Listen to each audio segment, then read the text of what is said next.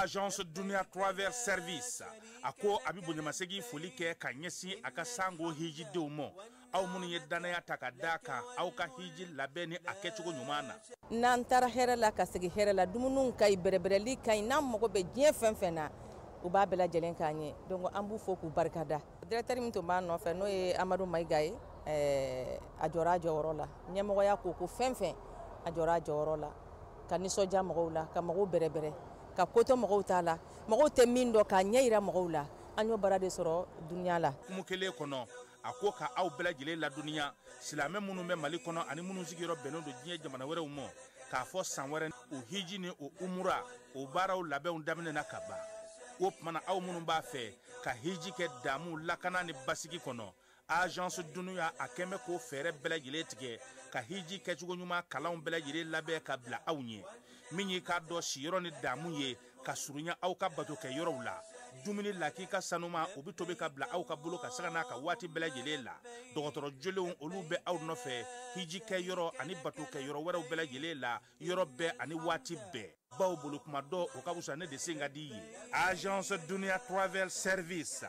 jenwan kele mimbe aw ka hiji ni aw ka humura ke ka nya ale de do o fana ni aw bɛɛ kunnafoni wɛrɛ ɲini a ye weleli kɛ 66 71 37 24 70 64 99 71 ni aw bɛɛ u ka yɔrɔ ɲini u filɛ ni hippodrome yɛrɛ la immeuble station soma yafula kulukɔrɔ sira da la o fana min y'i k'a dɔn agence Dunia Travel Service ye k'u bɛ dugawu kɛ hiji ni umura kɛcogo ɲuman a n'a musakaw ala k'a nɔgɔya silamɛ bɛɛ lajɛlen ye.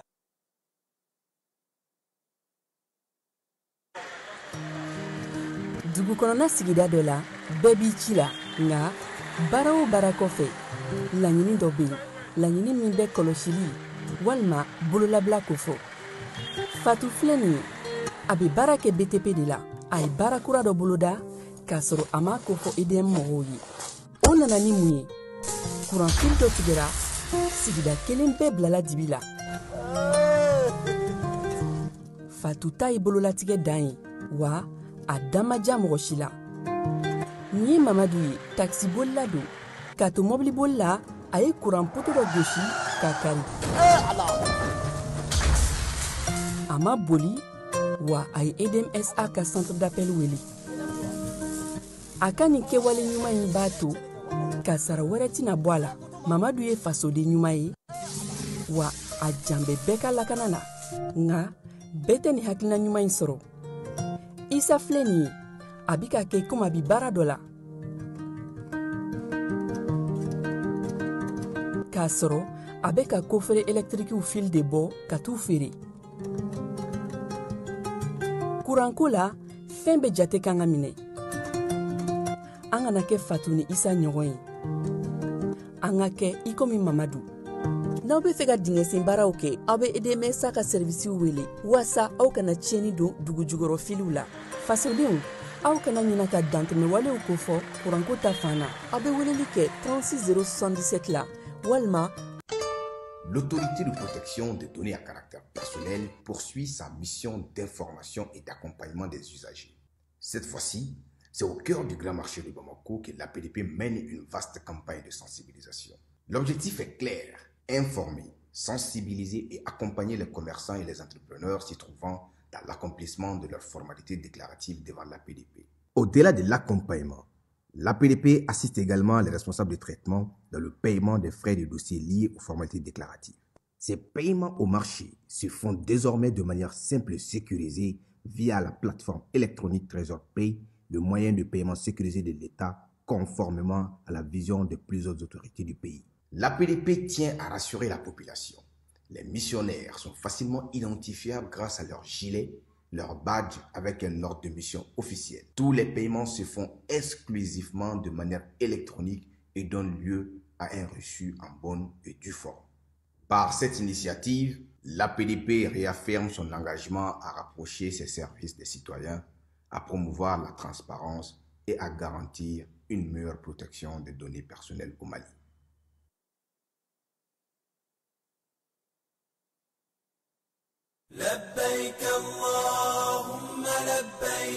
La commission des agences de voyage du Mali informe l'ensemble des pèlerins que les inscriptions pour le Hajj 2026 sont ouvertes. Elle invite toute personne désirant accomplir le Hajj 2026 d'aller s'inscrire rapidement auprès de l'agence de voyage de son choix, en insistant sur le respect des procédures établies pour sécuriser le voyage et faciliter l'obtention des documents nécessaires. La clôture des enregistrements est fixée au 31 décembre 2025. Une date butoir à ne pas franchir pour tous ceux qui souhaitent accomplir ce 5e pilier de l'islam en Arabie Saoudite. Après le 31 décembre 2025, aucune inscription ne sera autorisée. La commission invite les fidèles musulmans à aller s'inscrire dans les délais afin d'éviter les désagréments des dernières minutes. Elle rappelle que la réussite de cette organisation repose sur une anticipation des inscriptions, une meilleure coordination et une collaboration étroite entre les agences de voyage et les pèlerins. Les agences de voyage assurent qu'elles sont déjà prêtes à recevoir les inscriptions et accompagner les pèlerins tout au long du processus.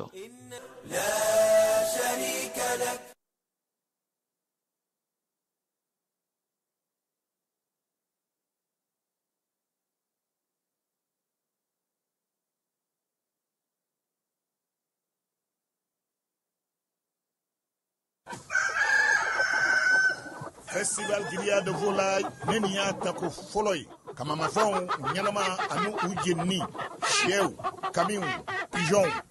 Lokulubao, Tongonou, Konosogontu, Dugu, Fatase Kai, Nan Wonoma. A Barabella Jelin, Labena, Association Tom Dollar, AMSTD, Ani Radio Kleduka, Barakanyuan Konala.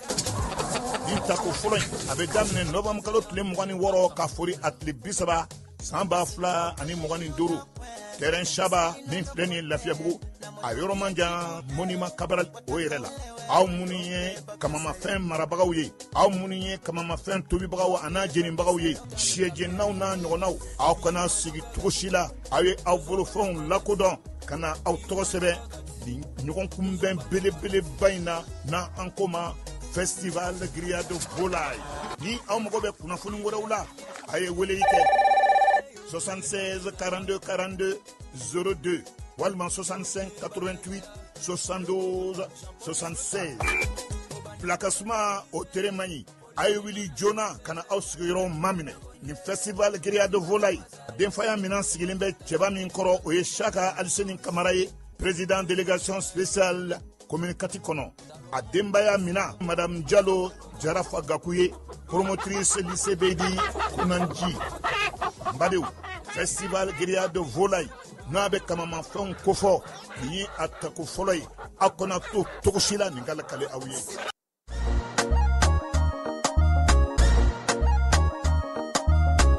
Au bisimila Hôtel Lafia la Niko Hôtel Lafia wulikajɔw bolodalen don walasa aw bɛ se ka lafiya sɔrɔ cogo min na ani hakilisigi aw ka séjour la anw fɛ Mopti yan kɛrɛnkɛrɛnnenya la Mopti Sevare ka kɛ ni kurantigɛtigɛ ye min ye Hôtel Lafia Sevare ale ye wulikajɔw boloda ka se ka min ye awa fɛɛrɛ kɛrɛnkɛrɛnnen dɔw ta walasa aw bɛ se ka lafiya sɔrɔ cogo min na aw ka séjour la hôtel kɔnɔna na n'o ye ka panneau solaire installé min ye kurantigɛtigɛ o degun aw kana o ye séjour la l'hôtel yɛrɛ kɔnɔna na réservation ka kɛ kabi sisan min b'a to aw bɛ se k'aw ka séjour kɛ k'a sɔrɔ tɔɔrɔ tɛ aw kan degun tɛ aw kan Hôtel Lafia. Hôtel Lafia ale filɛ nin Sevare Bangetaba yanni ka se aéroport sirafara ma station laban i kiniboloya fan fɛ i bi jigin o carré fɛ mètre 200 bɔɲango Hôtel Lafia ale cokolen bɛ i kiniboloya fan fɛ i bɛ se ka weleli kɛ nɛgɛjuru siraw fɛ 21 42 14 11 76 01 01 98 66 78 72 04 Hôtel Lafia référence do.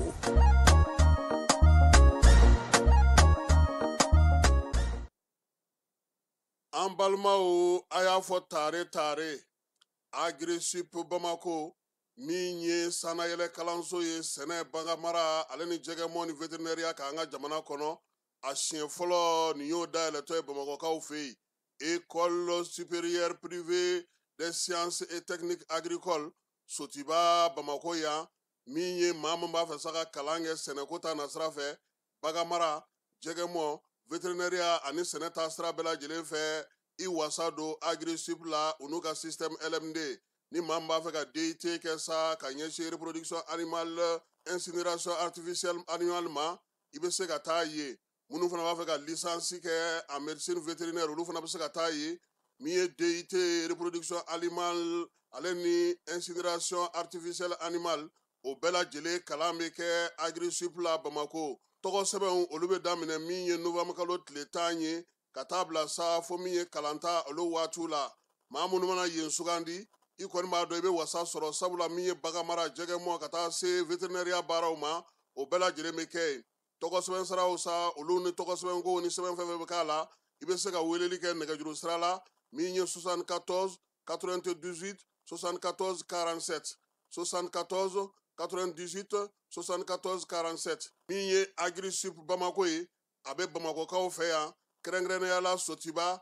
Stade Malien ale ka ndolati kɛrɛ kɛrɛfɛ n'aw taara ye don o don k'aw bisimila ka ɲɛ Jules Jean B Kone vétérinaire don wa min ye kalanso in ye a tigi ye ale yɛrɛ ye a y'aw boli joona sabula min ye kalanyɔrɔ in ye a kalanso a hakɛw dɔnnen don yaasa aw ka se k'aw denw tɔgɔ sɛbɛn joona u ka kɛ an ma jigisigi ye.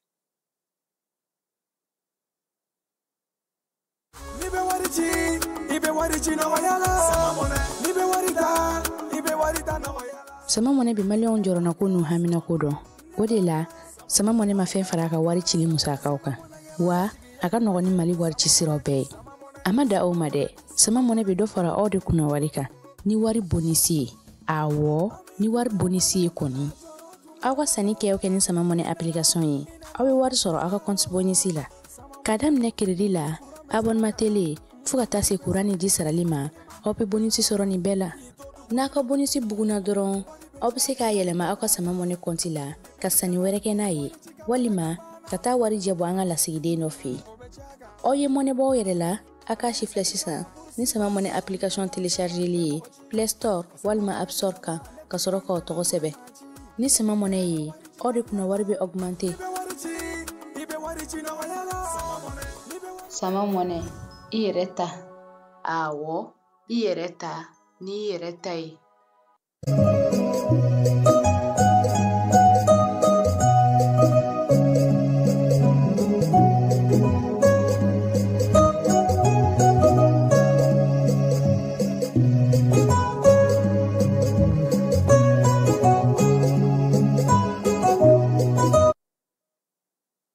an filɛbaaw ni an lamɛnbaaw k'aw bɛɛ lajɛlen fo k'aw bɛɛ lajɛlen waleɲuman dɔn bi ye alamisa ye min ye novembre kalo ye ale tile 27 ye bi ye san 2025 an ka kuma la kumabaw o bɛna na taa n'an ye wagadugukaw fɛ Falaye kɛrɛnkɛrɛnnenya la AES jamana minisiri minnu b'u ka jamana wɛrɛ cɛ sira ɲɛnabɔ ko kunna olu tun bɛ lajɛla ye ko ni Ala sɔnna ma décembre kalo nata tile 22 n'a tile 23 AES ka lajɛba belebeleba filanan o kan ka sigi Bamakɔ kɔnɔna na yan Falaye o de bɛna kɛ sababu ye sa min ye capitaine Ibe ale bɛna kɛ AES ɲɛmaa ye ka bila Asimi ale nɔ na baaraw taara sira min fɛ sa baara min kɛra wagadugukaw fɛ an na an da don la tasuma ale tiɲɛni kɛ kɛrɛnkɛrɛnnenya la Darametukaw olu fɛ Bafulabe mara la ɲɔforo dɔw kɔni a ye tiɲɛni don olu tigi kun min ye Bafulabekaw Bangasikaw fɛ ye Falaye ndɔn i bɛ ndɔn dɔn kɔni k'a bɛ ka manjema ye dɛ awɔ an kɔni Niger kɔni an bɛ ndɔn dun dɛ n t'a dɔn yan kɔni a bɛ min na aw bolo nka ko ndɔn sugu wulilen don bi Bangasikaw fɛ dɛ pani ye 120 b'a k'i kun k'a ɲimi i t'atɔ i segin e min y'a bɔ ko 47 Falaye o ye sini ye nka yaasa ka taa lajɛ baara kɛcogo ni labɛnw kɛcogo général de corps d'armée Sadio Kamara ale tun bɛ Kulukorokaw fɛ yen kunun ka taa o baaraw lajɛ min ye daragitigiw kɛlɛli baara bɛ senna Falaye eko dragi mugani saba umolu walaga kulu jeni kunungo kulukorokaw fe wa ana anda do kuma na kanga jago kalaw ka minamu me wolofaw fe kalo saba dilen no uma wolofaw fe u ka se ka t'u ka minɛnw ta ka na n'u ye Bamakɔ kɔnɔna na fala ye ko nka ko ni kalo saba in tɛmɛna ko se foyi tɛ yen tuguni Bakisi Masila ni ale ye chargeur ka ɲɛmaa ye ale ye bataki kɛ o bataki b'an bolo an n'o kɔnɔ kuma da maaw tulo kan nin y'an don k'an ye sɔgɔma in na han Guinée Bissau fangandaraki do wa fangandaraki tɛ wa fala ye min kɛra ye ana ji la Guinée Bissau yɛrɛ sɛnɛ ka bi maaw ka se k'a dɔn jamana sugu min don coup d'état joli kɛra ye jamanakuntigi joli tɛmɛna ye u yɛrɛ jɔyɔrɔ ye jumɛn ye farafinna fan jumɛn don sɔɔni sisan jani ale sanfɛ ani kɔkan kibaruya tɔ o na kɛ ka o baara dafa conseil des ministres ale fana sigira fala ye jɔyɔrɔ dira maaw ma han anw kɔrɔkɛ n'o ye Usmane Karim Kulubali INPS u ye maakura bila a nɔ na ala sɔnna a ma an na conseil des ministres kuma tɔw fɔ.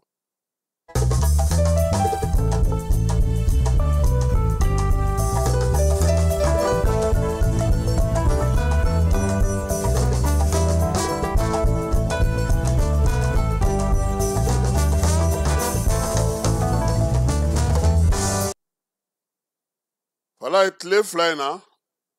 bɛɛ lajɛlen ɲɛ sigara k'a fɔ ko min ye ɲɛmaw ye layidu min ta fala ye ko ni ala sɔnna a ma yanni alamusa cɛ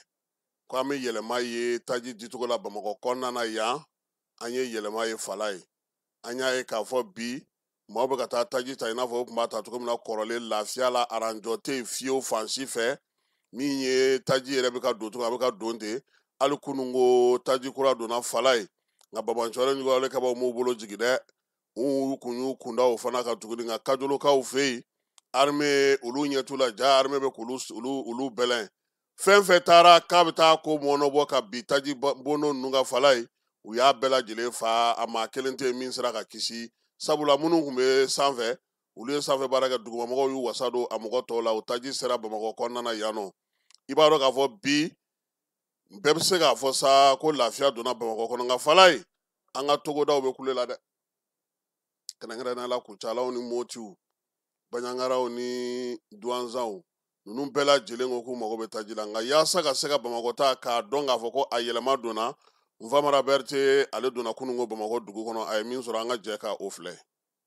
Ni an ye Sotiba tajiso NDC kɔnɔna la gale yan kun kɛ min ko sugu fiyɛ maaw tun bɛ tile caman kɛ taji nɔfɛ nka ka sanga ni bi araba nɔvɛmburu kalo tile 26 maa damadɔni dɔrɔn de jɔlen bɛ aran na wa u bɛ ka taji sɔrɔ k'a daminɛ miniti 5 taa bila miniti 20 bɔ ɲɔgɔnko la o mun kun famana ka kɛ o de b'a sɛbɛntiya k'an ka jamana tajiko gɛlɛya bɛ ka ban pewu ala ni ɲɛmaw ka wulikajɔw sababu ye. Alhamdulillah bi ta ka fisa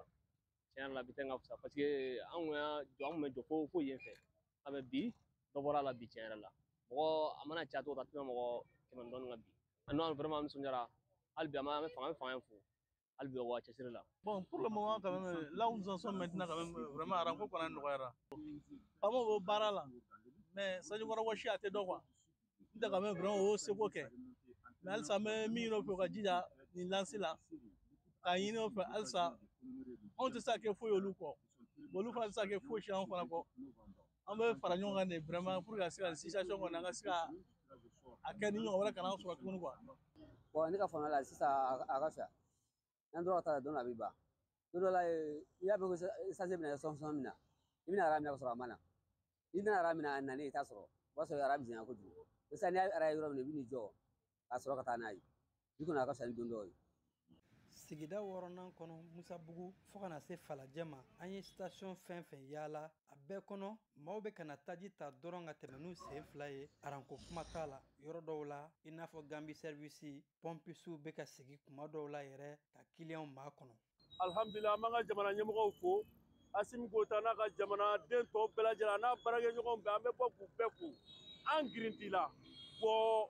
an bɛ président fo ne yɛrɛ ka moto falen filɛ toni n taatɔ n ka baarayɔrɔ la pour ka sigana bɔ a la gɛrɛ ka na a filɛ aw ɲɛ b'a la an b'an ka président fo wa an b'i kɔ dɛ gɛlɛya tuma an b'i kɔ nɔgɔya tuma an b'i kɔ i Goyita Asimi an bɛ dugawu kɛ ala ka jamana in ta fanga d'i ma ala k'i jugu bɛɛ malo kelen kelen patron jugu minnu bɛ kɔfɛ ala k'u bɛɛ malo an bɛ dugawu kɛ Asimi i Goyita an wasara wallahi an ye essence sɔrɔ maliyɛn bɛɛ ye essence sɔrɔ lafiya la an filɛ yɔrɔ jumɛn Zerni yɔrɔ jumɛn na ani 26 mars de ka surun alhamdulilayi an y'an jɔ yen sisan k'a fɔ wa essence filɛ a bila ka taa mɔgɔw k'a lajɛ mɔgɔ tɛ yen. Ne ye Bakari Konate ne bɛ Telimani de bolo kana crise in daminɛ ka n'a bila bi la kunna sini ni bi cani yɛrɛ la an ye satisfaction sɔrɔ parce que ne yɛrɛ ye changer ta kunu Grand Bugu n y'a sɔrɔ pompisi jɔra yɛrɛ a b'a fɔ ko n ka na ko mɔgɔ ye changer bɛɛ n jɔra k'a ta hali mɔgɔ tɛ n kɔfɛ cɛna an bɛ foli di jamana ɲɛmɔgɔ bɛɛ lajɛlen ma k'a daminɛ gouvernement na fo fasodenw yɛrɛ n bɛ foli di u bɛɛ lajɛlen yɛrɛ ma cɛna ni nin continuer ten nin ye ɲɛtaga yɛrɛ de. An ye munumunu salo kɛ yɔrɔ minnu na sigida gɛlɛ commune 1 ni ka tajiko ka gɛlɛ dɔɔni ka tɛmɛ Musabugu fo Falajanfanw kan maa caman yɛrɛ na k'a fɔ ko kun tɛ dɔwɛrɛ ye commune 1 jama de ka ca station ma minnu bɛ ka taji feere ni waati in na bakurubaya la an bɛ se k'a fɔ Bamako kɔnɔna la kabi tarata tare bɛ ka fɔ ko la circulation facogo jama la o de b'o sɛbɛntiya tare bɛ ka fɔ tajiko la an bɛ dugawu kɛ halisa Ala k'o kɛ ɲɛta ye sabula ɲɛmaw yɛrɛ ka wulikajɔ n'u ka cɛsiri bɛɛ lajɛlen kɛlen don ka bɛn tajiko in ma nin waati in na lajɛ minnu bɛ ka kɛ ani fɛɛrɛ min bɛ ka sigi sen kan hali kununko tuguni premier ministre a n'a baarakɛminɛnw ani maa minnu bilalen don nin ko ninnu na a caman bɛ yen anu ye ɲɔgɔn ye hakililajigiko ta nasira fɛ yaasa baara in fɛn min bɛ yen ni o ma fara a kan o kana bɔ a la min ye togodaw n'an ka sigiyɔrɔ minnu bɛ yen n'o y'an ka jamana kɔnɔna yɔrɔ minnu fana bɛ yen fala ye premier ministre yamaruya di k'u ka fɛɛrɛ bɛɛ lajɛlen tigɛ taji bɛ se ka se o yɔrɔ ninnu na cogo min na min ye Mali fantɔw ye maa minnu bɛ yen n'olu ma taji yɛrɛ den kelen ye u ɲɛna fala ye u fana ka dɔ sɔrɔ i n'a fɔ jamana tɔw bɛ k'a sɔrɔ cogo min na i n'a fɔ Bamakɔ yɛrɛ kɔni bilama o bɛ cogo min yɔrɔ tɔw k'olu fana ka se ka sigi o dabolo kelen na sa premier ministre ale ka o ko hukumu kɔnɔna na sa a yira k'a fɔ ko min ye juraw fana ye fala ye olu fana sigilen tɛ i b'a dɔn k'a fɔ ko kabini u ni gouvernement bɛnna ko in kan u fana ye wulikajɔ boloda k'a f'u ka tɔndenw ye u ka fɛɛrɛ ni dabali tigɛ sa cogoya min na u bɛ se ka ɲɛfɔli kɛ u ka sigidaw la an'u ka marabolo baarakɛbolo bɛɛ lajɛlen kɔnɔna na jɛkulu de don jɛkulu minnu fana n'olu fana sa ni maa minnu bɛ u kɔnɔna na a ka kan u ka wulikajɔ kɛ ka ɲɛsin u ka tɔn kɔnɔnaw ma ka ɲɛfɔli kɛ u bɛ se ka faamuyali kɛ ko in na cogo min o baara fana bɛ senna bi jɛkulu fila min bɛ yen n'o ye taji feerelaw ka jɛkulu ye olu fana y'u ka maaw fana fara ɲɔgɔn kan ka se ka ɲɛfɔli kɛ u ye baara ale kɛcogo ɲuman bɛ se ka kɛ cogo min na ani ɲɛfɔli bɛ se ka kɛ ani gouvernement bɛnna fɛn minnu ka fala ye o baaraw bɛɛ lajɛlen bɛ senna n'an bɔra tajiko la sa an bɛna wolomasiri tabaw ka ko la min ye baro kɛlɛtigi ye ko k'a da bɛɛ lajɛlen tulo kan nin kalo in tile 25 fala ye kɛrɛnkɛrɛnnenya la min ye pankurunw ye olu ye wulikajɔ kɛ ka ɲɛsin Bamajɔlen walekɛbaw ka taji dogoyɔrɔ dɔ ma kɛrɛnkɛrɛnnenya n'o ka minɛn belebelebaw dogoyɔrɔ dɔ ye Sofara kilomɛtiri 19 ka kɛ ni Sofara kɔnɔna ye armée ale kɔni ye o minɛn minnu b'olu bolo n'o ye taji yɔrɔ wɛrɛ ye k'o bɛɛ lajɛlen filenkolonci k'o da kolonci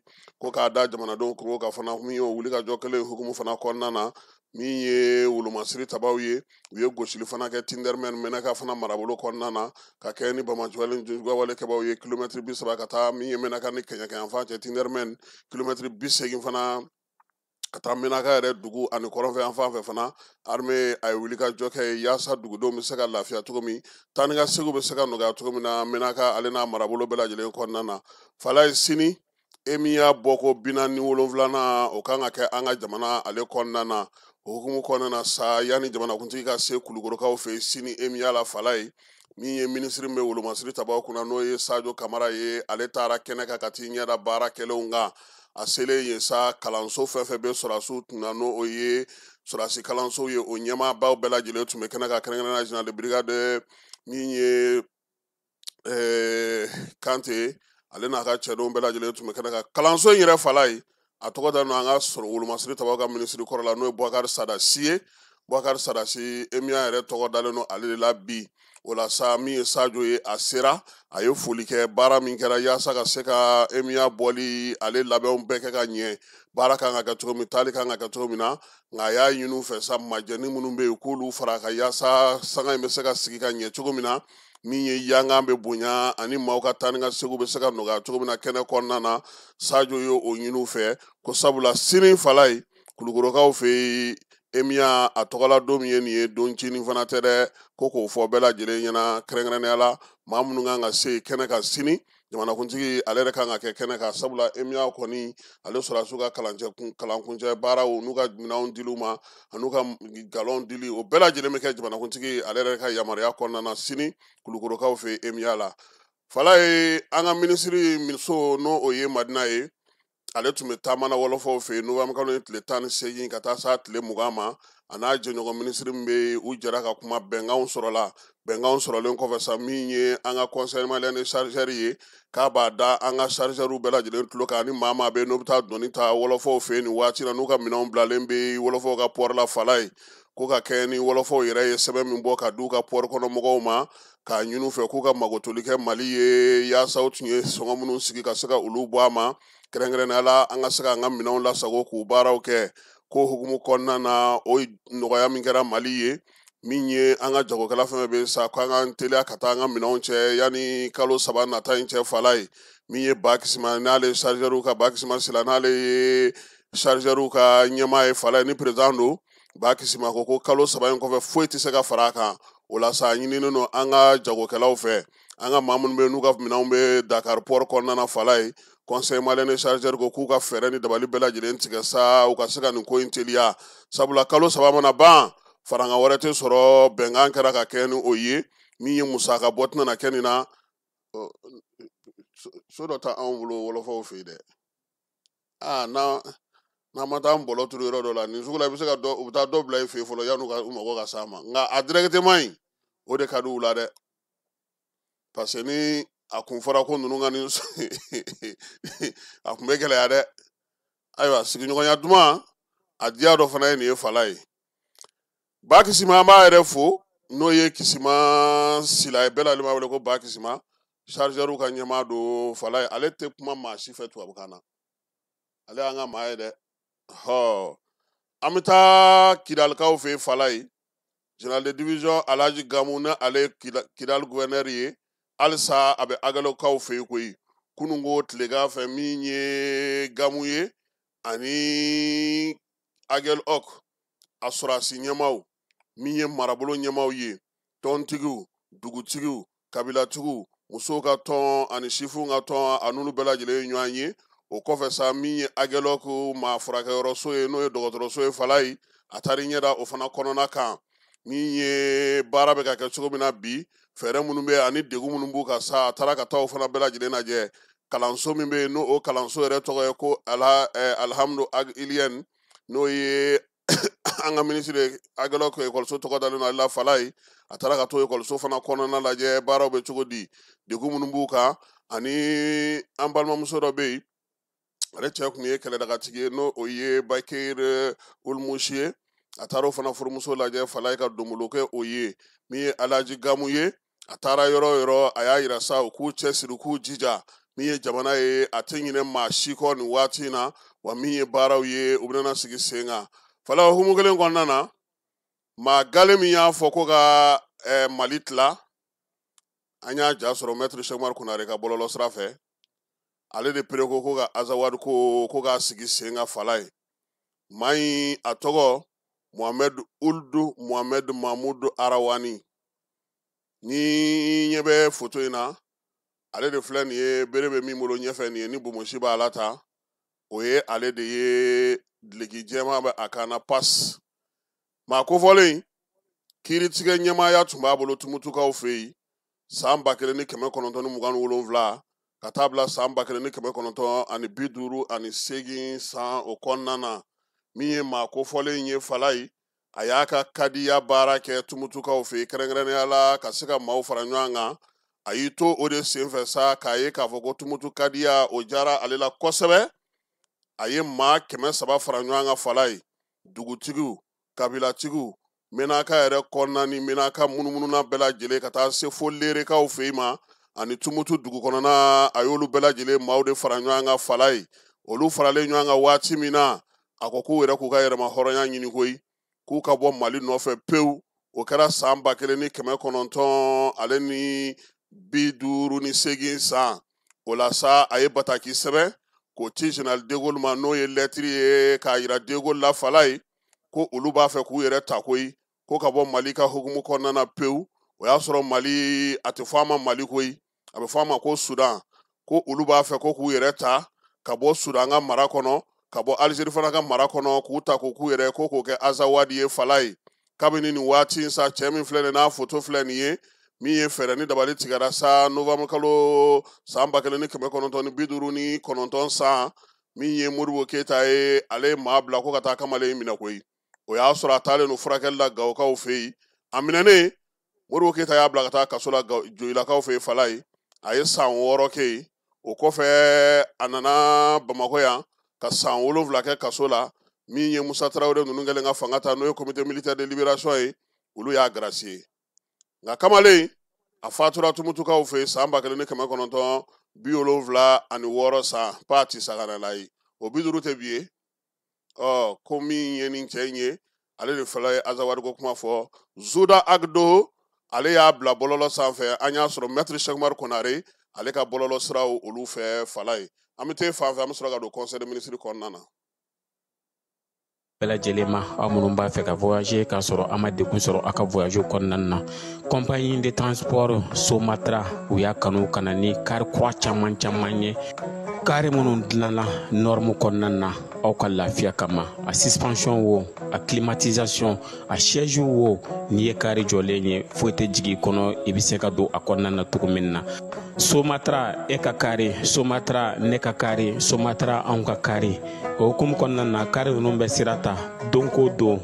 Bamako, Segu San, Moti, Kucala, ka taa se Sikaso ma, Keɲeba, Kita. U ma ɲina Yoro di Sahel maaw kɔ ka taa se Kolokani, Jijeni fo ka taa se Bɛnba ma. Somatra fiɲɛ foroko, Somatra ka wuli hɛrɛ la ka se hɛrɛ la. Ayiwa client aw bɛ cakɛda mun sigilen bɛ adamaden tɔgɔ la kunnafoniya lakanali kama Mali la n'a bɛ f'a ma ko autorité de protection des données à caractère personnel APDP.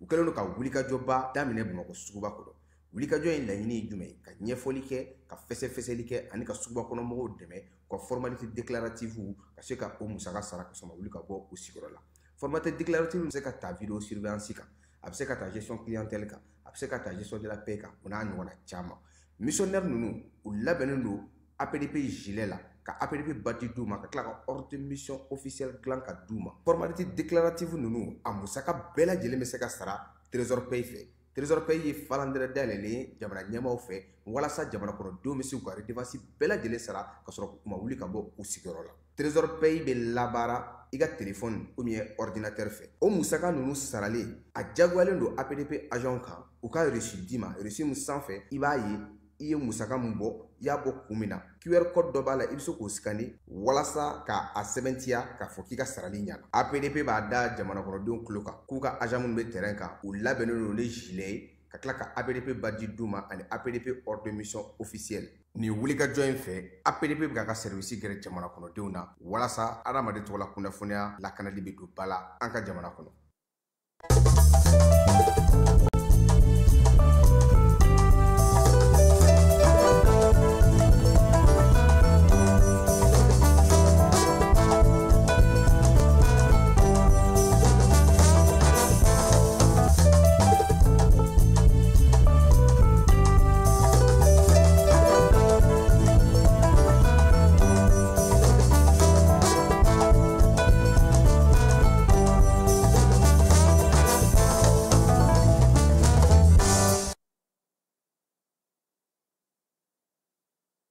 Fala ye kunun ko gouvernement ka laadala ɲɔgɔn ye min bɛ kɛ araba o araba kunun ko a laada timɛna min ye ɲɛbila sɛbɛnw ye olu dɔw taara yaasa gouvernement bɛ se ka baara kɛ cogo min na yanni CNT ka kɛ sariyakisɛ ye jɔyɔrɔ o dira maa dɔw ma ministre ka baara ni baara bolodalenw olu bɛɛ lajɛlen ɲɛfɔra ministre min bɛ yen ni ale bɛ malikura ko kunna n'o ye refondation ye Fala ye ale ye ɲɛfɔli kɛ sa k'a jira k'a fɔ ko min ye CNT maaw ye k'olu taatɔ don sɛgɛnnafiɲɛbɔ la yanni olu kana ka b'u ka sɛgɛnnafiɲɛbɔ la yamaruya ka di gouvernement ma Fala ye a ka se ka baara kɛ ka ɲɛbila sariya dɔw ta min ye ka fɛn dɔ kɛ ni ordonnance ye kɛrɛnkɛrɛnnenya la sa u bɛ kɛrɛnkɛrɛn ka sigi jɛkulu sigili kan u la kɔlɔsili baarakɛyɔrɔ bolo la baara bɛ se ka kɛ cogo min na gouvernement bɛ se k'o kɛ min ye sɔrɔ kɛcogo ye ani baaraw kɛcogo ye gouvernement bɛ se k'o fana kɛ maaw ka tɔgɔla sɛbɛnkow fala o fana bɛ se ka sigi sen kan gouvernement fɛ wa min ye bɛnkan ye ani diɲɛmaa ni ɲɔgɔn cɛ ani jamana wɛrɛw ni ɲɔgɔn cɛ yamaruya bɛ di gouvernement ma a ka se k'o kɛ k'a sɔrɔ yanni CNT ka na min ye minisiri min bɛ an ka jamana jɛgɛmɔko kunna fala ye jɛgɛmɔ yɛrɛ bɛ kɛ sariya mun ka kɛrɛnkɛrɛnnenya la an ka jamana kɔnɔ ko sɛbɛn in ko a sɛbɛkɔrɔ kɔrɔ la yaasa ka se k'o falen k'o bɛn ni waati kɛrɛnkɛrɛnnenw ye bana minnu fana bɛ yen bi na n'olu bɛ se ka kunbɛn cogo min na sa ko k'o sigi sen kan o la sa minisiri min bɛ jɛgɛmɔko kunna ale nana ni ɲɛbila sɛbɛn ye ɲɛbila sɛbɛn min kɔnɔna na sa a ye laɲini kɛ yɛlɛma belebelebaw ka se ka don a la kɛrɛnkɛrɛnnenya la laɲini minnu bɛna na kɛ baarakɛla dɔw fɛ n'olu wulila ka taa jɛgɛmɔ ni baganmara hukumu kɔnɔna na ka t'u ɲɛda yɔrɔ dɔw kan olu nana ni jaabi min ye o jaabi bɛ se ka don baara la cogo min na min ye fɛɛrɛ kɛrɛnkɛrɛnnen fana ka sigi sen kan redevance ko o papiyew bɛ se ka sɔrɔ cogo min na kɛrɛnkɛrɛnnenya la o fana ka don sɛbɛn in kɔnɔna na min ye sɛbɛn in kɔnɔna na fana kiimɛliw ka se ka kɛ u bɛ baara kɛ sigida minnu kɔnɔna na sɔrɔ minnu bɛ k'o la ani nafa minnu bɛ k'o la marabolo yɛrɛ bololamɔgɔw olu bɛ se ka don yɔrɔ bɛ se ka ye cogo min na sɛnɛ ani bagan marako la an ka jamana kɔnɔ ko o baaraw fana sigira sen kan ka kɛ ni baganw yɛrɛ furakɛli ko ye k'o bɛɛ lajɛlen donna ɲɛbila sariya sɛbɛn kura in ale kɔnɔ jɔyɔrɔko ta fanfɛla la fala ye minisiriso min bɛ yen ni ale bɛ bɛn ni kɛnɛya kunna ale ye jɔyɔrɔ di maa ma o tɔgɔ ye ko amadu dunbiya ale kɛra conseil technique ye minisiriso n'o ye ismaɛl wage ale ka minisiriso la minisiriso min bɛ kɛnɛya ale ni adamadenya tɔbɔtɔliko kunna fala ye ni o ye santé ye ale ye INPS directeur général ba n'o ye an kɔrɔkɛ usumani karimu kulubali ye ale jɔyɔrɔ dira isa bakari jara ma nka karimu ale tun bɛ taa décembre la han ale ka retraite sera gɛnni tɛ min ye minisiri min bɛ farikolo ɲɛnajɛ kunna fala ye sifinw ka ko ale fana ye chargé de mission ta o ye mariyatu kulubali ye ale ka baaraw kɔni bɛnnen don gestion ni logistique ni transport o ma min ye directeur général min bɛ palais de pionniers kunna minisiri a ye jɔyɔrɔ di a y'o fana maa sugandi o kɛra sidi diko ye ale ye école karamɔgɔ ye camancɛ kalanso la minisiriso min bɛ seko ni dɔnko ni dunanjigisoko kunna an ka jamana kɔnɔ ale ko sa ko bureau malien de droit d'auteur artistes ka hakɛ bɛ jate yɔrɔ min na fala ye n'o y'u ka droit ye o ɲɛmaaya taara ka di maa ma sa o ye yaya sinayogo ye école karamɔgɔ don ale ye ɲininikɛla ye baara bolodalen hukumu kɔnɔna na sa minisiri mamudu kasoge ale ko ni ala sɔnna a ma ko min ye maa minnu bɛ kasobon baara kɛ olu ka jɛrɛ min bɛ kɛ sa o tako 9 bɛna kɛ k'a daminɛ décembre kalo novembre kalo tile 27 ka taa bila tile 29 na a bɛ taa kɛ kulukorokaw fɛ yen jɛrɛ 9 in fala ye a bɛ ka kɛ hukumu kɔnɔna na bamancɔlen ka walekɛbagaw olu marali farala kasobon baarakɛlaw ka baara kan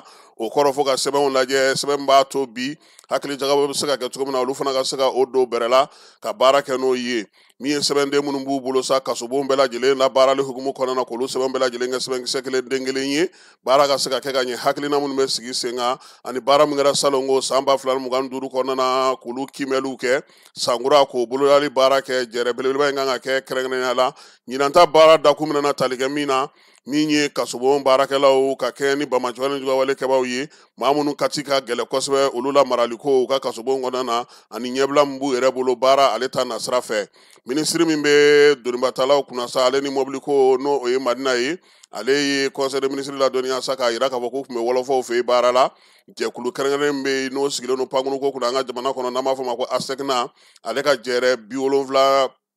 76 na o baaraw kɛra novembre kalo tile 21 wɔlɔfɔw fɛ yen min ye jɛkulu in ye farafinna ale ni Madagascar jamana olu de b'a kɔnɔ ka se ka fɛɛrɛ sigi sen kan sa kɛrɛnkɛrɛnnenya la taa ni ka segin kow ma pankuruko ta nasira fɛ baara minnu sera ka kɛ jamana 19 in kɔnɔ k'o mɔnɔbɔ min ye u ka jɛrɛ min sigira sen kan n'o tun ye 75nan ye o wolola fɛn minnu na utu kalo tɛmɛnen ka se ka kiimɛli baaraw kɛ ka ɲɛbila sɛbɛnw kɛ ka ɲɛbila baaraw kɛ ka kɛ ni san 2026 san 2030 ye ko olu sigi sen kan hakilina min b'u kɔnɔ min ye jɛrɛ ɲɛ sa ale kɔni y'a to fɛɛrɛ kurakuraw sigira sen kan min bɛna to u bɛna k'u ka kuntilennaw ye ka baara kɛ o hukumu kɔnɔna ka daminɛ san 2026 ka taa se san 2035 ma u ka baarakɛlaw na fana ani kɛrɛnkɛrɛnnenya la sa ka minɛn kɛrɛnkɛrɛnnenw fana sɔrɔ n'o ye équipement ye k'a daminɛ san 2026 ka taa se san 2030 ma ani olu yɛrɛ ka musaka ko bɛ se ka sigi sen kan cogo min na u y'o fɔ wɔlɔfɔw fɛ yen malidenw ka minisiri minnu bɛ kɔ kan olu ka minisiri fala ye n'o ye Musa Atayari ye ale ko sa k'u ye jɛɛrɛ fɔlɔfɔlɔ sigi sen kan jɛɛrɛ fɔlɔfɔlɔ min n'o bɛna maliden minnu bɛ kɔ kan olu ka ɲɔgɔn sɔrɔ Bamakɔ ya fala ye o ye dɔgɔduma o ye décembre kalo tile 16 ka taa bila tile 17 la Bamakɔ yan ko nin y'a siɲɛ fɔlɔ ye u bɛna o kɛ yaasa maliden minnu bɛ kɔ kan fala ye u ka bɛn ka don da kelen fɛ ka bɔ da kelen fɛ min ye sɔrɔw ta nacogo ye sa u bɛ se k'o kɛ cogo min u bɛ se ka yiriwali baaraw kɛ cogo min na k'u to kɔ kan min ye jɛɛrɛ in ye sa ko ale kɔni bɛna kɛ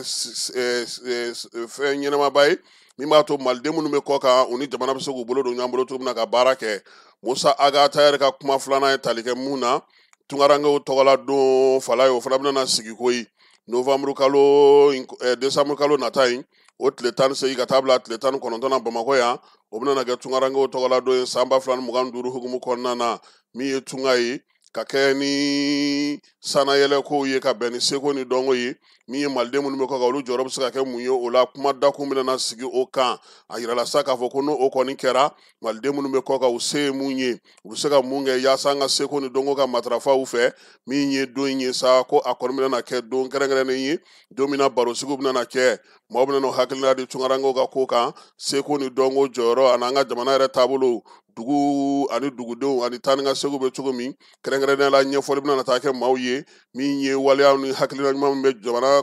tunkarankew fɛ u ka se k'olu ɲɛfɔ fasoden ɲumanya waleyaw n'olu fana ɲɛfɔ malidenw yɛrɛ tɔgɔla sɔrɔ minnu sigilen don an ka jamana so minnu sigilen don an ka jamana kɔnɔ yan u na taa olu fana dɔw lajɛ minnu ta u banna fala ye minisiri y'a yira sa ko don in k'a kɔni bɛna kɛ sababu ɲuman ye Mali ani tunkarankew a ka tunkarankew u ka se ka sigi ka kuma k'u hakili di ɲɔgɔn ma kɛrɛnkɛrɛnnenya la tunga ale kɛcogo kan halisa Musa Atayari ka kuma na fala ye a ko ko u tun bɛ Gabon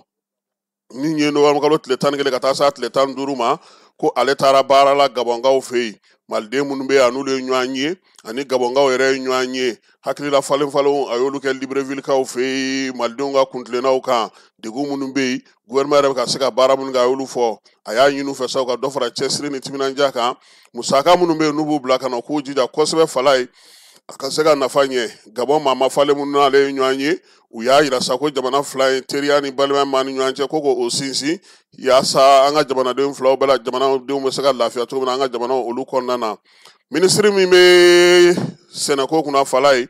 ale ye conseil de ministre ladɔnniya sa k'a yira k'a fɔ ko min ye dunkafa sabatili farafinna kɔnɔna na fala ye o jɛɛrɛ belebele kɛra novembre kalo tile 20 ka taa bila tile 21 na Addis Abebakaw fɛ yen Addis Abeba lajɛ in a y'a to sa farafinnakaw u ka hakili jagabɔ kɛ ka kɛ ni sɛnɛko ta nasira ye sɛnɛ yɛrɛ bɛ se ka taa sira minnu fɛ taabolo naani bolodi ɲɔgɔnmaw hukumu kɔnɔna na ko u y'o kumaw fɔ ka fɛɛrɛ kɛrɛnkɛrɛnnenw sigi sen kan dunkafa sabatili a n'a lakanali ko hukumu kɔnɔna na ka se ka dɔ fara o kan bayɛlɛmali fɛɛrɛ minnu bɛ se ka kɛ farafinna bi k'o ka se k'olu fana sinsin jɛɛrɛ in k'a kɛra sababu ye maa mafalenw ale ni gouvernement maw ale ni cakɛla baarakɛla minnu ye kɛnɛrɛ tigilamaw ni senko ni dɔnko tigilama minnu bɛ diɲɛ fantan naani fɛ fala ye u ni sɛnɛkɛlaw yɛrɛ ka ɲɔgɔn ye ɲɛŋwɛ ka hakilinaw falen kɛrɛnkɛrɛnnenya la maa minnu bɛ foro kɔnɔ bi ani minnu bɛ yen n'olu b'a fɛ ka taa foro kɔnɔ ani foro yɛrɛ baarakɛlaw olu ka ɲɔgɔn ye ka hakilina jagabɔ kɛ min ye irisilakaw ye olu fana tun bɛ kɛnɛ kan ye farafinna ni irisilaka bolodi ɲɔgɔn ma san 2023 ka taa se san 2026 ma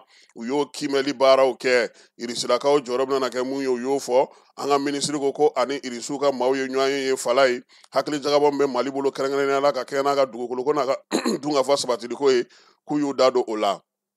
minisiri min bɛ n'ale bɛ baara ni baara dege kunna n'o ye Umusali Sɛki ye ale ye conseil de ministre ladɔnniya sa ko k'a daminɛ nin kalo in tile 18 ka taa bila tile 21 na AES jamanaw k'olu tun bɛ an fɛ yan Niger Burkina Mali min ye bolola baarakɛlaw tɔgɔla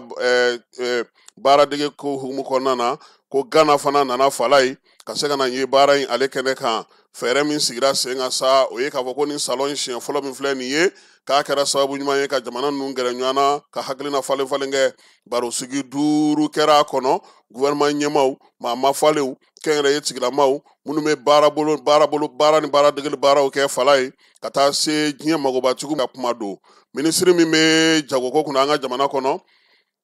ale ye conseil de ministre ladɔnniya k'a yira sa k'a fɔ k'u bɛna fɛɛrɛ kɛnɛ belebeleba sigi Mali kɔnɔna na yan décembre kalo tile 7 fala ye ko nin bɛna k'a siɲɛ fɔlɔ ye yiriwali yɛrɛ ka kɛ ni Mali yɛrɛ ka seko n'a ka dɔnko ye min bɛ se ka taa kɔ kan ko ka olu bɛɛ lajɛlen yira malidenw na maa 1000 o de kan ka ye don in siɲɛ fɔlɔ kɛnɛ kan min ye jagokɛlaw ye ka bɔ Mali kɔnɔ Mali kɔ kan dɛmɛbaa jɛkulu fɛɛrɛ kɛrɛnkɛrɛnnen bɛ maa minnu bolo musaka ko ta nasira ka se ka yiriwali kɛ an ka jago ko ta nasira fɛ ko fɛɛrɛ in kɛrɛnkɛrɛnnen sigiko fɔlɔ in fala ye a denfajala u y'o ta k'o di Turki ma jamana kɛrɛnkɛrɛnnen minnu welelen don a kɛnɛ kan o ye Burkina Faso, Niger, Irisi, Chine, Inde, Maroc ani Togo ko olu ye jamana kɛrɛnkɛrɛnnenw ye jɛrɛ in ko a labɛn baaraw bɛɛ lajɛlen sigira sen kan ni Ala sɔnna ma décembre kalo in tile 7 maliyɛn minnu bɛ yan n'olu bɛ baara kɛ n'olu ye jagokɛlaw ye ani minnu bɛ bɔ kɔkan ka na cɛ ni muso denmisɛnnin maabakɔrɔba minnu bɛ bayɛlɛmali ko hukumu kɔnɔna na k'an na dorogo ɲɔgɔnna kɛrɛnkɛrɛnnenya la Bamakɔ kɔnɔna yan Musa Galabu ale y'o fɔ kununko conseil des ministres la fala Musa Galabu ka kuma filanan kɛra mun ye citerne 82 ko bɔra min ye Nizɛrikaw fɛ yen ka na an ka jamana kɔnɔ Niger ye citerne mun di fala ye ko a essence litiri bɛ bɛn min ma 4,311,000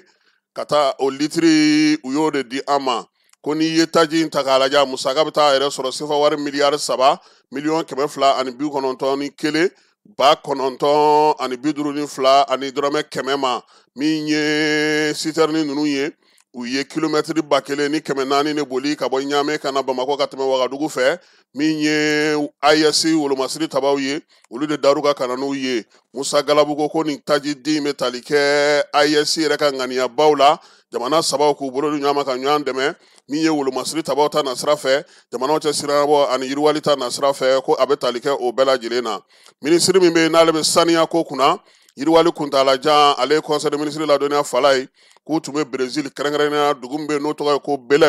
Belɛmkaw fɛ yen sa k'u ye baara kɛ waati yɛlɛma kɔlɔlɔw kan laɲini belebelew kɛra min ye diɲɛ yɛrɛ bɛ se ka yɛlɛma cogo min na waati yɛlɛma kɛlɛli hukumu kɔnɔna na yaasa yiriwali kuntalajan bɛ se ka taa ɲɛ cogo min weleweleba dara jamanaw fɛ sa jamana minnu kɔni bɛ yen bi fala ye n'olu t'a fɛ fiyewu taji la baaraw ni fɛnw ka jɔ ko fɛɛrɛw tigɛra o ko hukumu ale kɔnɔna na minisiri min bɛ yen ni ale bɛ kunnafoni di ko kunna ale ye conseil des ministres ladɔnniya fala ye ko min ye Wagadugu ale tun bɛ yen novembre kalo tile 18 ka taa bila tile 21 na Wagadugukaw ka bɔlɔlɔ hakili jagabɔ min bɛ yen o ta ko 20 na dɔgɔkun kelen k'ale taara o kɛnɛ kan Mali jamana tɔgɔ la min ye fɛɛrɛ in ye sa hakili jagabɔ fɛɛrɛ mun sigilen don bɔlɔlɔ sanfɛ bi n'a b'a fɔ ma ko intelligence artificielle k'o ta k'o don ba la ka se ka baara kɛ n'o ye bɔlɔlɔ sira fɛ ko kuma in ye tali kɛ o la Burkina jamanakuntigi Alhamdu Agi Iliyani y'a yira sa ko kumaw kɔni dayɛlɛla ale fɛ baro sugu taara daminɛ hakilina jagabɔ la fɛɛrɛ min bɛ se ka sigi AES kɔnɔna na min ye bɔlɔlɔ sira ye fala ye a intelligence artificielle ko k'an yɛrɛ k'a tɔnɔ bɔ ten sa an da kana k'a la an ɲɛ b'a la su ni tile an fana ka nafa dɔ sɔrɔ a ko la minisiri ko k'u ka kumaw ye tali kɛ o la kosɛbɛ wa min ye frontière ye fala ye k'u bɛna n'a fɛɛrɛ fɔlɔ sigi yɛrɛ ka se ka baara kɛ n'a ye n'i bɛ fɛ k'a dɔn ko AES ko k'a ma sigi sen ka fala ye n'i ye siraw ta don o don i b'a dɔn ko AES ko halisa ko k'a ma dafa fɔlɔ siraw an bɛ Maliw ta fɔ bi Burkina fana ta ka jugu bi dɛ fala ye wa n'i sera Niger a bɛ k'i ɲɛna ko y'a barabila fɔli yɛrɛ ye sira fɛ ayi n'o bɛ tigɛ AES ko la pewu ɲɛmaaw ɲinɛnen n'o ye yɔrɔ in kɔ o degun min bɛ mɔgɔw kan o la bi ni maa ma taara kari kɔnɔ fala n'o nana ni ko AES aw ko ayi f'u ka fɛɛrɛ tigɛ o la o y'a la degun dɔ ye minisiri min bɛ kɛnɛya ko kunna aw terimuso ani an yɛrɛ bɛ terimuso n'o ye colonel major ye a ko aw ka bana kofɔlen ye e ni kɛba ka bana in k'a jiginna nin dɔgɔkun in na kosɛbɛ ko nka an ka hakili to an yɛrɛ la a jiginna ka tɛmɛ dɔgɔkun tɛmɛnen ta kan jamanakuntigi ko bana kunbɛn ka fisa ni bana furakɛ fala ye min ye adamadenw ye u bɛɛ lajɛlen ka tangananw matarafa bana in don bana in tɛ o an kɛnɛma toli o la an bɛ se ka mago ɲɛ jamana ye Bamako novembre kalo tile 26 san 2025 secrétaire général du gouvernement Birama Kulubali chevalier de l'ordre national. Dugutigi ni wari dafara e passé daka ka sira di ne ma Sunkalo e kunkolo ate dugu wari ko o diba fo dugu an dugu ɗum warata de o koni kuma t'a la sa e ka sama mɔnɛ to ye i yɛrɛ ta sita sidi ka numéro filɛ nin wari ci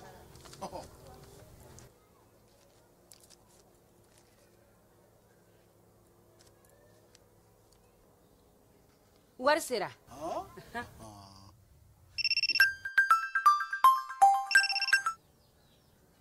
Allo? I ye wari sɔrɔ? O ɲɛna. Tiɲɛ yɛrɛ la ko ni sama bɛ maa min ɲɛ ko n gomi t'i gosi. Ngonga. Sama mɔnɛ i yɛrɛ ta a sɔngɔ ka nɔgɔn ni Mali warici sira bɛɛ ye. Dépôt ye fu ye wari bɛ ci fu ni application ye wa bɔsara ye musaka fitinin ye. Sama mɔnɛ ji ni courant bɛ sara n'a ye crédit bɛ ta n'a ye sanni feere bɛ kɛ n'a ye. Sama mɔnɛ nin y'anw maliyɛnw ta ye a y'a si filɛ ka nkalon bɔ n da.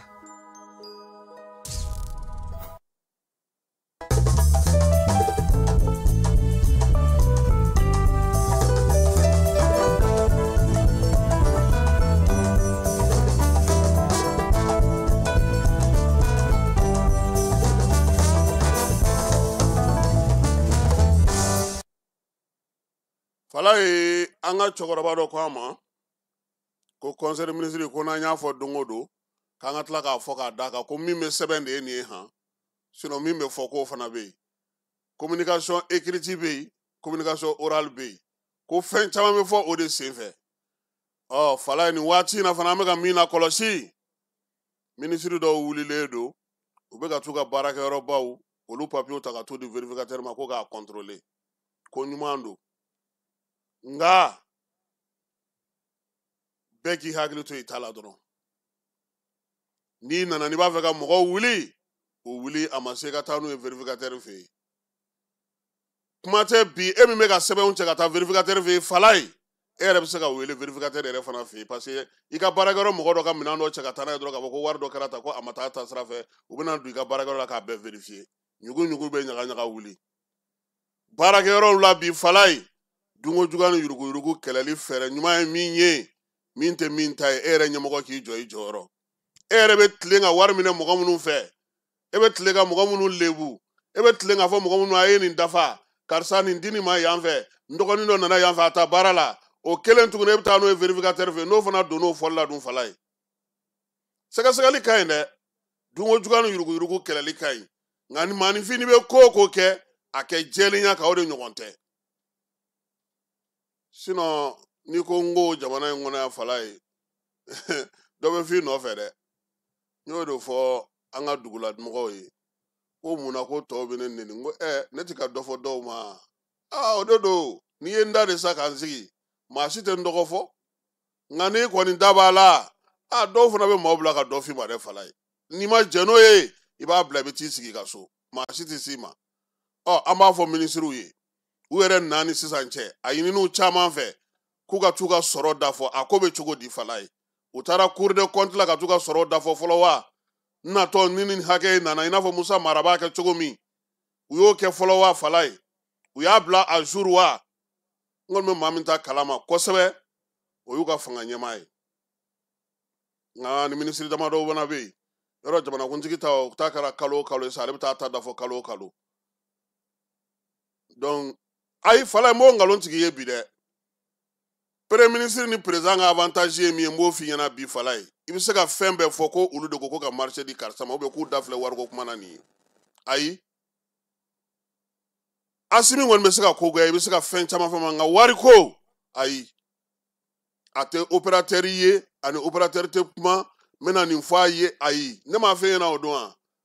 n ko mɔgɔw b'a fɔ ko ni an taara réunion kɔnɔ an b'a lajɛ n'an sera ka gɛrɛ président n ko t'a Asimi ye dɛ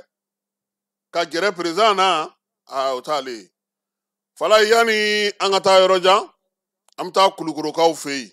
k'a kun ɲinina sa ko daragitigiw ka wuli ka bɔ yen fala ye daragitigiw olu kɛlen don ka ba tiɲɛ bi k'a duuru minisiri min bɛ sigida lakana ni yiriwali kuntalajan kunna ale ye yamaruya bila sa k'a fɔ sa ko ka daragiw wuli darago 23 u taara u bolo da olu ka caw ka taa n'u ye kulukorokaw fɛ yen min ye gouverneur yɛrɛ jɔlen ɲɛŋwɛ k'a fɔ ko ka taa kɛ a bɛɛ la fala ye daragi minɛn minnu bɛ yen n'olu bɛ se ka jeni u y'olu bɛɛ lajɛlen jeni kununko kulukorokaw fɛ yen minnu bɛ yen n'olu tɛ se ka jeni fɛɛrɛ bɛna sigi min bɛ se ka sɔrɔ o la baara bɛna kɛ cogo min na ko ka o ɲɛfɔ kulukoro gouverneur a ko ka ɲɛmaaw fo koyi ko sinon ko baji kɔni ɲɛ tiɲɛna pewu wa maaw yɛrɛ bɛ ka siran ka baji min san min ye colonel Lamini Kapori Sanogo ye a ko ka minisiriso fo ni wulikajɔ ni nin cɛsiri la nka fala ye u kana da o ma dɛ damandaw bɛ min senni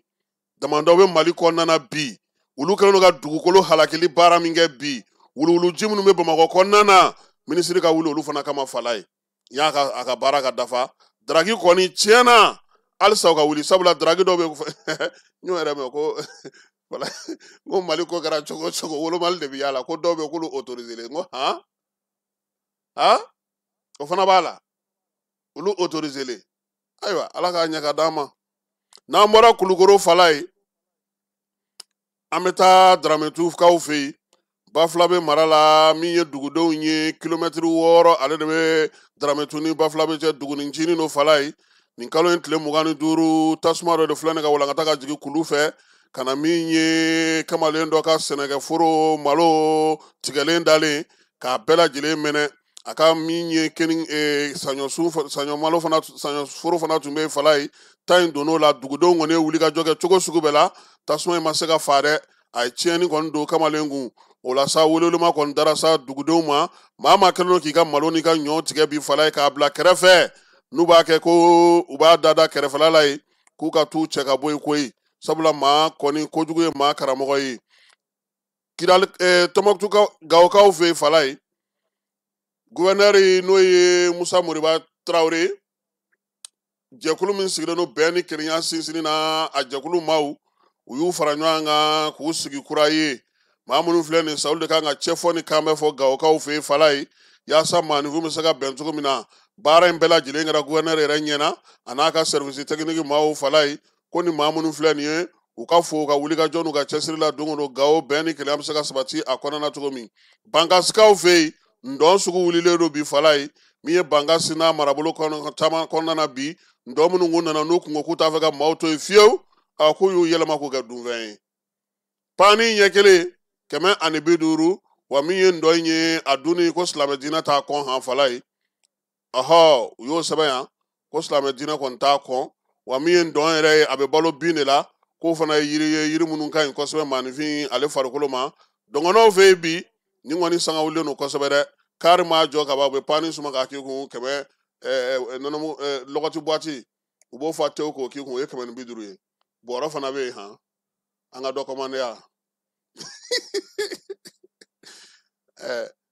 Nizɛrikaw ka kilisi t'u bolo nin fana tɛ dɔngɔnɔw fana ka kilisi ye sa wa ala ka sababu ɲuman kan ye k'an bɛ dɔngɔnɔw bɛɛ lajɛlen fo seru n'an tun bɛ ko ani sɔgɔma fala ye AES jamanaw Niger tɛmɛnen kɔfɛ salongo juillet kalo tile 6 min ye jɛrɛba filanan n'o ye jamanakuntigi ka some ye o labɛn bɛ senna Burukinakaw fɛ yen nin kalo in tile 25 n'a tile 26 minisiriw ka maa mafalenw ye baara kɛ yaasa jɛrɛ filanan in bɛna sigi sen kan Bamakɔ kɔnɔna yaasa décembre kalo tile 22 n'a tile 23 n'o ye jamanakuntigiw ta ye ka sɛbɛnw larawuli baara kɛra taabolo minnu fɛ min ye minisiriw yɛrɛ dama ye sa kɛrɛnkɛrɛnnenya la n'o ye Ablaye Diop ye karamɔgɔ Jean-Marie Traoré ka taa fara sa min ye Bakari Yawu Sangare kan n'o ye Niger ta ye u ye sɛbɛn fɛn fɛn sɔrɔ sa u y'a bɛɛ lajɛlen kiimɛ k'a lajɛ tile 2 kɔnɔna fala ye a dogojogo ɲɛwow Asimi ye baara ta don min fo kana se nin waati ma koba jumɛnw kɛra jamanakuntigiw kun ka kuntilenna ye jumɛn ye u y'u bolo da a bɛɛ lajɛlen sɔnni kan koyi ko Asimi ka baara fala ye 100 sarada la a taara kɛ 150 ye min tun ɲinina a tɛmɛn'o la pewu sisan baara min kɛlen filɛ nin ye Général d'armée Asimi ale ka yamaruya kɔnɔna don min ye Ibrahim Traoré fana ka yamaruya kɔnɔna don yaasa AES yɛrɛ tun ye taabolo belebeleba 3 min ta fala ye n'o ye wolomasiri tabaw ta ye yiriwali ka taa se jamanaw cɛ siranyabɔ baara ma u y'o bɛɛ lajɛlen kiimɛ u tilalen kɔ baara la pewu fala ye nisɔndiya yiralen min ye Burukinakaw ka jamanakuntigi ye ale fana y'a ka so dayɛlɛ u ye u taalen se kapitɛni Masa fala ye u ko baara minnu sera ka kɛ wolomasiri tabaw olu kɛra armée unifiée ye bibi na olu bɛ baara la bangi min kan ka sigi AES tɔgɔ la n'o ye bangi belebeleba in ye fala ye o fana baaraw bɛ sen na passeport diplomatique ko sigira sen kan min ye jamanaw ni ɲɔgɔn cɛ kɛlɛkɛminɛnw ka pankurunw koloso ɲɔgɔn na o fana bɛɛ lajɛlen sigira sen kan AES yɛrɛ kun kan ka lakodɔnni minnu kɛ ka baara minnu kɛ u y'o bɛɛ lajɛlen ɲɛfɔ i bɛ ɲɛna a ko k'a y'u lamɛn ko ye fala ye ko baara in ale n'a jɛɲɔgɔnw ni ala sɔnna a ma minisiriw ye sɛbɛnw bila yɔrɔ min olu na taa larawuli ka sɛbɛnkura dilan ka d'a kan ka se ka baara kɛ Bamakɔ kɔnɔna yan min ye décembre kalo nata tile 22 n'a tile 26 min ye baara kuncɛli la i bɛ de bɛna kɛ ɲɛmaa ye an ye kibaruya sɔrɔ cogo min Asimi ka manda bɛ ban san kelen o bɛ ta ka di Ibe ma Ablaye Job ko min ye u bisimilali min kɛra kɛrɛnkɛrɛnnen la i bɛ fɛ fala ye k'a fana ye kibaruya dumanw fana da u tulo kan baaraw kan ka kɛ cogo min na nka ale yamaralen tɛ k'olu dankɛnɛmaya maa ye nin waati in na fala ye o baaraw ni ala sɔnna ma bamakɔkaw fɛ yan fiɲɛ bɛna na dɔw bɛɛ lajɛlen ka bɛɛ lajɛlen nɔ o mɛn wa min ye Bamakɔ lajɛ zen a bɛna na kun cɛ ni welewelemada belebeleba ye farafinna den minnu bɛ yen n'olu b'u yɛrɛ dɔn AES kɔnɔna fala ye wulikajɔ ni cɛsiri ka se k'u boloda cogo min na cɛncɛn fo ka jamanaw ka dɛmɛ foli ni talon tara ka ɲɛsin Mali wolomasiri tabaa ma fala ye kɛnɛ in kan ye wulikajɔ ni cɛsiri anu ye baara min kɛ se ka tajiko basigi Mali kɔnɔna na ani AES cɛdenw bɛɛ lajɛlen Niger fana fora a ka dɛmɛ na ka ɲɛsin Mali ma yanni ɲɔgɔn lajɛ in décembre kalo nata dɔ a bɛ kɛ CICB la han sɔnni an bɛna yen datugu Segu Disa an b'a fo min ye CICB directeur ye cɛsiri ni timinandiya don o don yaasa yɔrɔ jɛlen bɛ se ka to cogo min maaw bɛ se ka bisimila ka ɲɛ cogo min fala ye an b'a fɔ a ka baara la ni ala sɔnna a ma AES baara in fana a b'o fana tɔgɔ ta ni ala sɔnna an b'a fɔ a ka baarakɛlaw bɛɛ lajɛlen na fala ye an bɛ taa fan fɛ an bɛ sɔrɔ ka na ni kɔkan kibaruyaw ye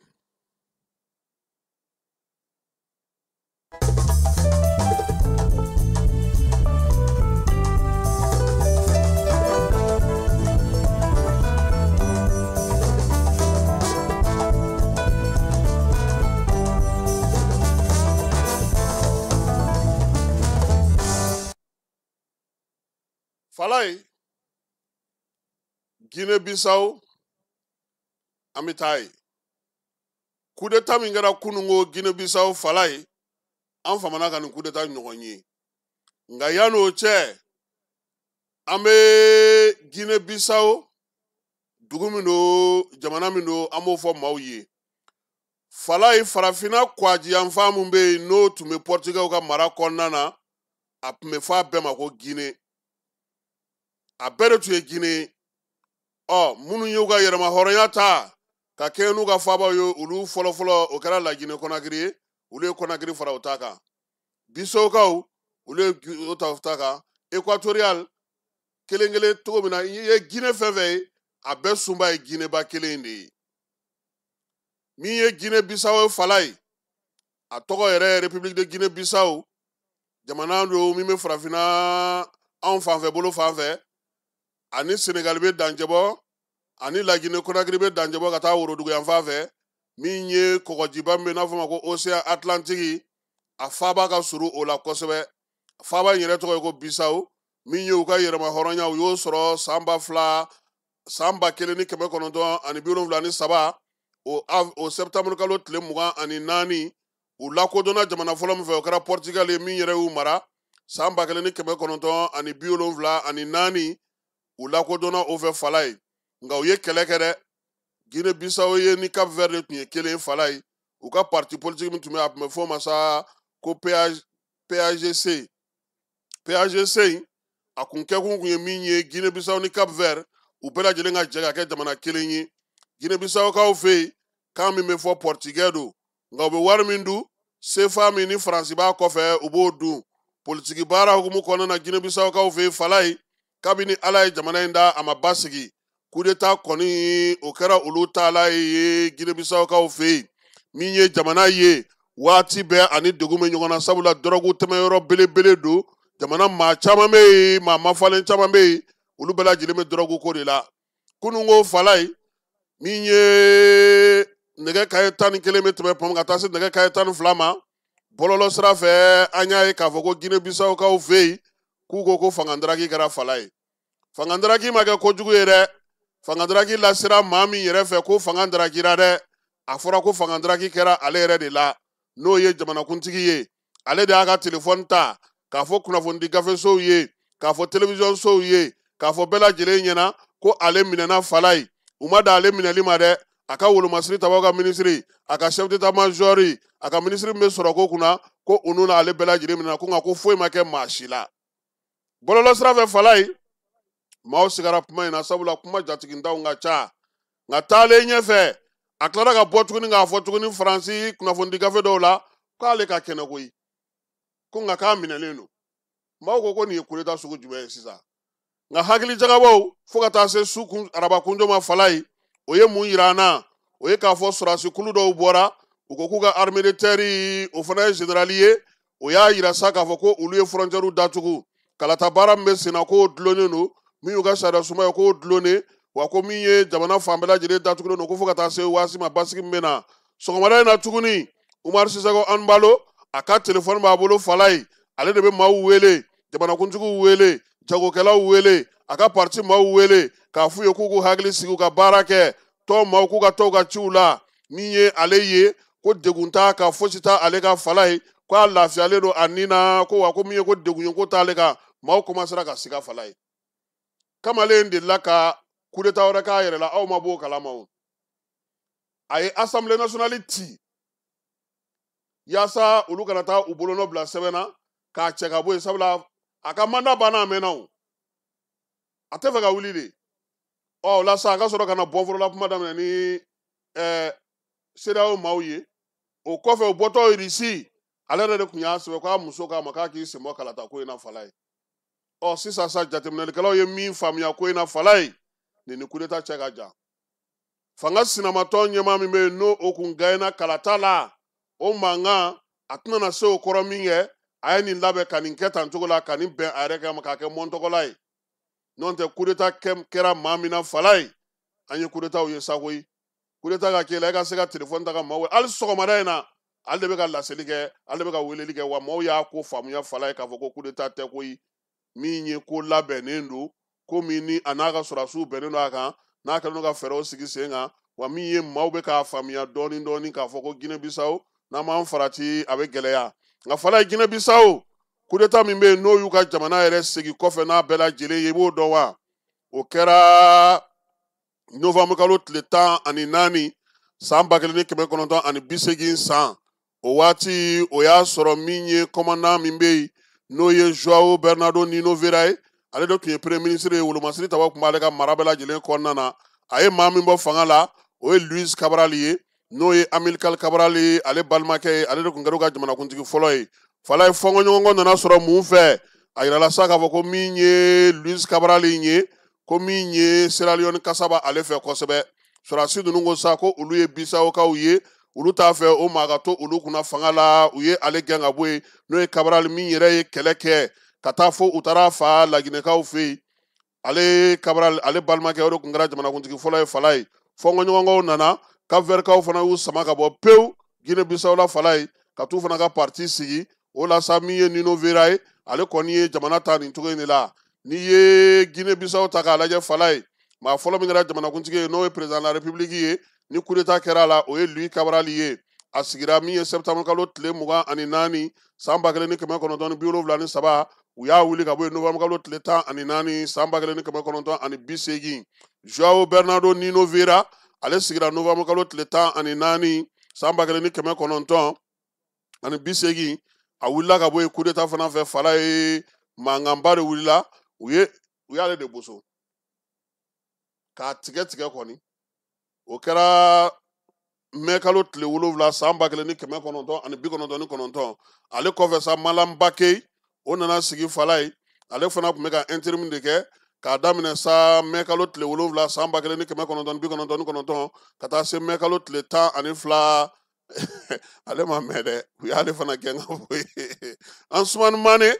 o nana mai kalo tile 12 san 1990 ale fana tilara ka wuli tile 2 o kɔfɛ sabula ale ta surunyana n'a bɛɛ lajɛlen ye mai kalo tile 14 Falaye a lajɛ dɛ mai kalo tile 12 san 1999 mai kalo tile 14 sɔrɔdasiw y'ale fana gɛn ka bɔ yen min ye Malam Bakey ale tilara ka segin ka na tuguni fanga la han u y'ale bila interimiya la tuguni sabula wulikajɔw kɛra fo ka taa se 2010 ma o de kɔfɛ sa an terikɛ nana Kumba Yala u ye coup d'état k'ale fana na septembre kalo tile 14 san 2003 u y'ale bɔ yen min ye Verniso Korea ye o nana sigi u y'o fana coup d'état k'o fana na san 2003 septembre kalo tile 28 jamanakuntigi min na o kɔfɛ sa o ye Ariko Rosa ye ale ye fanga daminɛ septembre kalo tile 28 san 2003 min ye octobre kalo tile fɔlɔ u ye transition fana sigi ale fana kɔfɛ sa san 2005 k'ale fana bɔ yen Joao Bernardo Nino Vera a segira ka na tuguni ngoyi nka zein u ye sɔrɔdasiw de bila k'ale kɔni bɔ baara la pewu k'a ka ko bɛɛ lajɛlen ban o la sa jamanakuntigi wɛrɛ mun sigir'o kɔfɛ o ye perera ye perera ale fana ma tɛmɛ san 2 kan o kɔfɛ sa malam bake segira ka na tuguni ale kɔni kɛra jamanakuntigi ye nka ale fana ma mɛn fanga la u y'ale gɛn k'a wuli k'a bila ka taa faransikɛw fɛ yen a yɛrɛ fatura k'a to yen min ye jamanakuntigi min bɛ yen sa n'o mɛnna dɔɔni o ye samuel sirif toye ale kɔni sera ka san 3 ɲɔgɔnna kɛ a la nka o kɔfɛ min ye dɔrɔgu ko affaire o tilara ka na wuli tuguni u y'ale fana wuli ka bɔ yen fala ye ni ne ye jamanakuntigi ye fo ka na se février kalo tile 27